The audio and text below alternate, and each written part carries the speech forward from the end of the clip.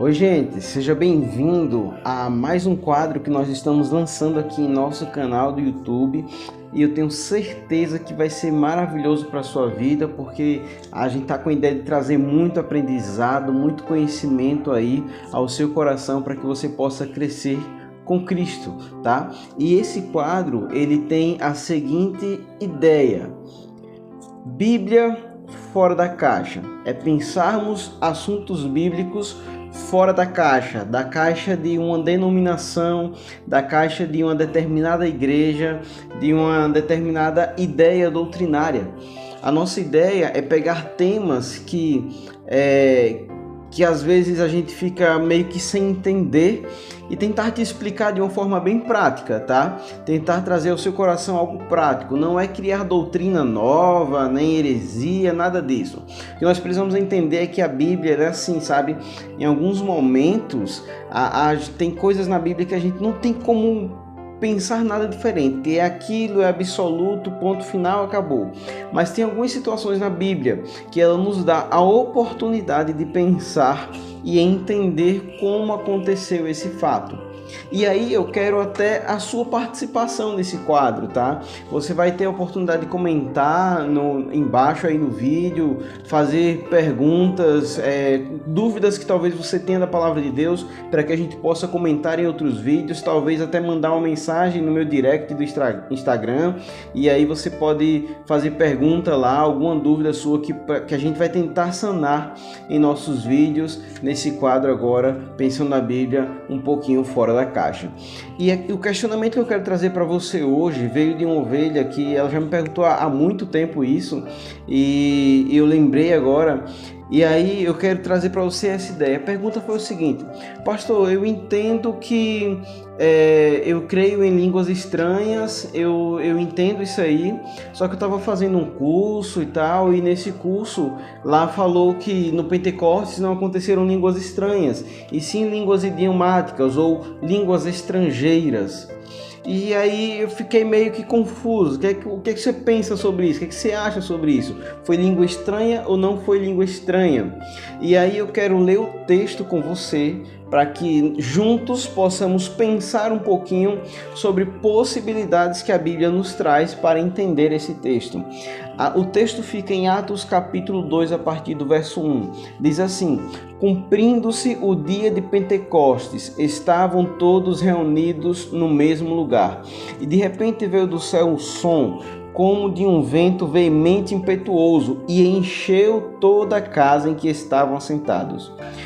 Verso 3. E foram vistas por eles línguas repartidas como que de fogo, as quais pousaram sobre cada um deles, e todos foram cheios do Espírito Santo e começaram a falar em outras línguas, conforme o Espírito Santo lhes concedia que falassem. E em Jerusalém estavam habitando judeus, varões religiosos de todas as nações que estão debaixo do céu. Verso 6. E correndo aquela voz, ajuntou-se uma multidão, e estava confusa, porque cada um os ouvia falar na sua própria língua. E todos pasmavam e se maravilhavam, dizendo uns aos outros: pois que não são galileus todos esses homens que estão falando? Verso 8. Como, pois, os ouvimos cada um na nossa própria língua em que somos nascidos?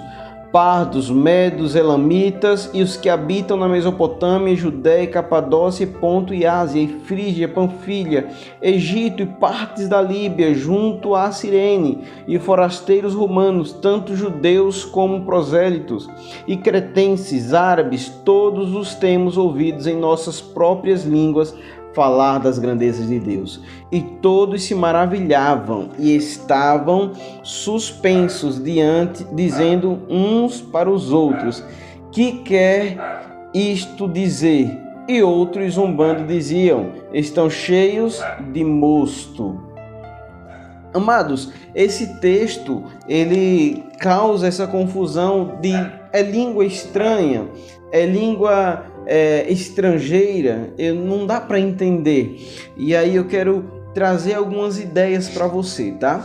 A primeira coisa que eu quero que você entenda é o seguinte: eu sou pentecostal e eu creio no batismo com o Espírito Santo e eu creio no falar em línguas estranhas, tá? Se você pensa diferente, fica à vontade para assistir o vídeo até o final ou não. O que eu digo é que você não tem nada a perder, mas você tem a crescer. E se você é tão certo naquilo que você crê, de que não existem línguas estranhas, tenho certeza que esse vídeo não vai mudar a tua concepção. Mas assista até o final, se inscreva, compartilhe em nome de Jesus. Mas veja só, a primeira coisa que nós precisamos entender é sobre a língua estranha, tá? Porque no verso 3 e 4, como eu frisei para vocês, ele fala de uma forma tão diferente da língua que ele diz que eram línguas repartidas como que de fogo. Então, a expressão que ele dá sobre língua repartida como de fogo, ela tende a mostrar que foi algo diferente, algo incomum. Então, dá para a gente entender que essa língua era diferente e o Espírito Santo concedia a cada um que falasse, a quem ele quisesse que falasse essa língua estranha. Mas por que eu creio na língua estranha? Porque existem evidências bíblicas de que essas línguas de fato existem e eu quero lhe mostrar algumas evidências, tá? Antes de entrarmos nessa questão de fato, eu quero te mostrar evidências de línguas estranhas. Lá em 1 Coríntios capítulo 13, fala sobre ainda que eu falasse a língua dos anjos e dos homens, 1 Coríntios 13, verso 1. Ainda que eu falasse a língua dos anjos e dos homens, se eu não tivesse amor, nada teria. Então, o fato de falar a língua dos anjos e dos homens mostra que existe uma língua diferente que os homens não conhecem, que é o chamado língua dos anjos. Então, existe uma língua diferente. E outra coisa que nós precisamos prestar atenção também ao pensarmos sobre isso é o seguinte: antes da Torre de Babel, todos falavam somente um idioma. Todos falavam apenas um idioma. Agora me diz, qual o primeiro idioma que existiu no mundo? Será que é um dos que nós falamos hoje? Ou será que era uma língua comum a todos os homens que nós não falamos mais hoje? Qual o primeiro idioma que existiu? Então são coisas para pensarmos. São coisas que a Bíblia ela não vai dizer claramente, mas que nos permite pensar. Então, existe um idioma para todos. Existe língua de anjos, existe uma língua que os homens não conhecem, isso é fato. E aí outra evidência que nós vamos encontrar é o seguinte: Atos capítulo 10, verso 44 e 46 fala sobre a conversão de Cornélio. Vocês provavelmente conhecem a história de que Pedro vai até a casa de Cornélio e ele começa a pregar a palavra de Deus. Olha só, Pedro está pregando a palavra de Deus e todos estão entendendo o que ele está falando. Só que a palavra diz lá em Atos 10, 44 e 46 que o Espírito Santo desceu sobre aquele povo. O dom se derramou e eles começaram a falar em outras línguas. O dom do Espírito Santo desceu sobre eles e eles começaram a falar em outras línguas. Me diz uma coisa, você que não acredita em língua estranha e diz que aqui é apenas língua idiomática. Se o Espírito desceu e eles começaram a falar em outras línguas, qual a necessidade deles falarem outro idioma se todos que estavam ali já estavam se entendendo, se a comunicação estava fluindo? Então, qual a necessidade de existir outro idioma naquele ambiente? Então seria certamente uma língua que ninguém ali conhecia. E aí nós vamos encontrar também Paulo lá em Atos capítulo 19, verso 6, na terceira viagem missionária de Paulo, quando ele está pregando em Éfeso, e aquele povo não conhecia nada sobre o batismo com o Espírito Santo. E a palavra no verso 6 diz que Paulo, impondo as mãos sobre eles, eles foram batizados e começaram a falar em outras línguas. Agora eu vou fazer a mesma pergunta lá de Cornélio. Qual a necessidade deles falarem em outras línguas se Paulo estava na região deles? Se a única pessoa ali que precisaria entender algo diferente era o próprio Paulo, mas ele estava em Éfeso, na região deles. Todos estavam se entendendo, a comunicação estava acontecendo, a pregação estava acontecendo. Qual a necessidade de falar em outras línguas? Certamente porque existia uma língua estranha. E para fechar, esse daqui eu quero ler com você, está lá em 1 Coríntios, capítulo 14, verso 1. Se você tiver com Bíblia aí, você pode me acompanhar.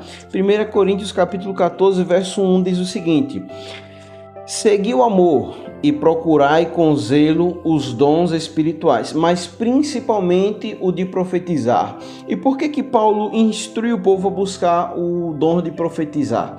Verso 2 ele vai te explicar claramente. Porque o que fala em língua estranha não fala aos homens, senão a Deus, porque ninguém o entende. Ninguém o entende. E em espírito fala de mistérios. Então, o próprio Paulo ele afirma que existe uma língua estranha e que o Espírito fala em mistério e que essa língua se comunica com Deus e que ninguém, homem nenhum, entende. Então, não é outro idioma. Certamente é uma língua diferente. Uma língua que nós podemos dizer que é a língua dos anjos, que é a língua do Espírito Santo, que é a linguagem celestial. Mas eu quero dizer a você que também eu creio que aconteceu a língua idiomática ou a língua estrangeira nesse texto. Você está discordando que aqui não teve outro idioma? Não, de forma alguma. Eu acredito completamente que aqui aconteceu outro idioma. Sabe por que eu acredito? Porque a Bíblia diz que aconteceu. A Bíblia diz que o povo estava ouvindo na sua própria língua. Então, outro idioma se manifestou aqui também, não foi apenas a língua estranha. Então, o que eu entendo nessa palavra? Duas manifestações em um mesmo tempo, em um mesmo local. A manifestação da língua estranha e a manifestação da língua estrangeira. E eu quero te mostrar por que eu entendo que a língua estrangeira aconteceu aqui. E eu vou colocar algumas ideias aqui para você entender comigo. A primeira coisa que eu quero que você entenda é o seguinte: após a manifestação do Espírito Santo, aconteceu a pregação de Pedro. Você vai encontrar isso em Atos capítulo 2. Na pregação de Pedro, em Atos capítulo 2, verso 41, diz que 3.000 almas se converteram. 3.000 almas foram acrescentadas na igreja naquele dia, apenas naquele dia. E aí o que a gente vai começar a pensar aqui para entender esse texto? Amados, se 3.000 almas se converteram, quantas pessoas tinham naquele ambiente? 100%? Porque ainda que todos tivessem se convertido, 3.000 é muita gente. Então vamos imaginar um número bem baixo aqui, tá? Um número bem baixo. Vamos pensar que 30% daquelas pessoas se converteram. Então ali nós tínhamos 10.000 pessoas. 10.000 pessoas ouvindo a pregação de Pedro. Eu não sei se você já pregou em algum auditório ou em alguma igreja, principalmente em uma igreja muito grande. Hoje nós utilizamos microfone para que a nossa voz seja amplificada. Você já imaginou pregar, por exemplo, para 10.000 pessoas sem amplificação sonora? A gente usa o vento a favor. Você já tentou usar um som em um culto ao ar livre, por exemplo, e vai usar o vento a favor? Não é tão simples assim. Então imagina como é que Pedro vai pregar para 8.000, 10.000 pessoas sem microfone nenhum. Então, para que isso acontecesse, esse tipo de mensagem acontecesse, existiam algumas técnicas que poderiam ser usadas, tá? E aí, uma delas seria, por exemplo, as pessoas sentarem no chão para ouvir a mensagem, e aí o mestre, o rabino, o pregador, ele iria passear no meio das pessoas enquanto elas estavam sentadas, e ali ele ia transmitindo a mensagem, tá? Isso era muito usado, provavelmente foi essa técnica que Jesus usou no Sermão da Montanha. As pessoas sentadas ao chão, uma grande multidão sentada, e ele ia passeando no meio das pessoas e pregando a palavra de Deus. O problema dessa técnica é o seguinte: algumas pessoas pegariam uma parte da mensagem, outras pessoas pegariam outra parte, porque ele estaria passeando no meio do povo, não dava para falar para todo mundo ao mesmo tempo. A segunda coisa que eles costumavam fazer naquele tempo, ao transmitir uma mensagem para várias pessoas, e agora você vai entender porque tinham 12 discípulos, por exemplo, e você vai entender porque ali naquele local tinha mais de 100 pessoas que eram servos discípulos de Jesus. Outra técnica que eles utilizavam, as pessoas estavam espalhadas e uma pessoa levantava para pregar e os outros iam fazendo a reprodução da fala. Então, Pedro pregava, João repetia e assim ia um após o outro. André repetindo ali, Filipe do outro lado, e assim todos falavam a mesma mensagem e conseguiam atingir toda aquela multidão. E aí agora começa a fazer sentido para você o fato deles usarem uma língua idiomática. Embora eles não soubessem falar, o Espírito Santo os capacitou para que, à medida que Pedro levantou e começou a falar, o João ele já estava em outro lugar falando a língua dos medos, o Filipe já estava em outro lugar falando a língua dos persas, e eu estou apenas supondo, tá? Pessoas, apenas para exemplificar para você. Mas eles começaram a se espalhar e reproduzir a mensagem na língua daquele grupo de pessoas que estavam ali.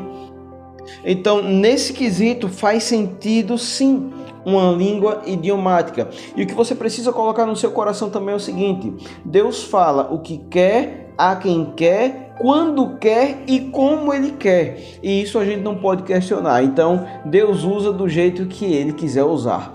E aí, entenda, amado,